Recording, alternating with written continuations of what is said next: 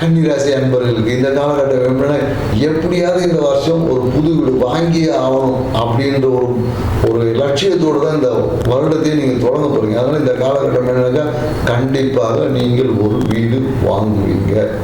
அந்த வீட்டுக்கு பக்கத்தில் கண்டிப்பாக ஒரு கோயில் ஒன்று இருக்கும்.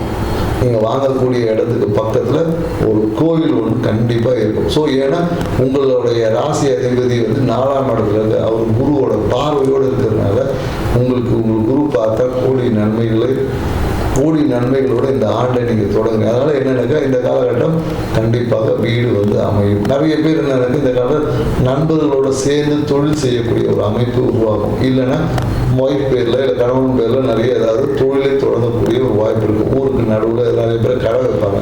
என்ன கடை வைக்கலாமா, இல்லை நிறைய பேர் ஜுவல்லரி ஷாப் இந்த மாதிரியான ஏதாவது ஒரு விஷயங்கள் தொடங்குவதற்கான வாய்ப்பு. சில பேர் பார்த்தீங்கன்னா கவர்மெண்ட் கூட வைப்பாங்க, கார்மெண்ட் ஷோரூம் அந்த மாதிரி கூட நிறைய பேர் வைப்பாங்க. ஆனால் என்னென்னாக்கா தொழிலில் ஒரு ப்ரெஷர் இந்த காலகட்டத்தில் இருக்கும். வேலை பளு அதிகம், ஒன்றுக்கு மேற்பட்ட வேலை அக்ரிமெண்ட் இதெல்லாமே செய்யணுன்றதுனால வேலை செய்வதில் ஒரு அழுத்தம் இருக்கும். நிறைய பேர் என்னென்னாக்கா ஒர்க் ஃப்ரம் ஹோம் வீட்டிலேருந்தே செய்யக்கூடிய அமைப்பு, நிறைய பேர் தொழிலை வீட்டிலேருந்து செய்யலாமா அப்படி இருக்கும்.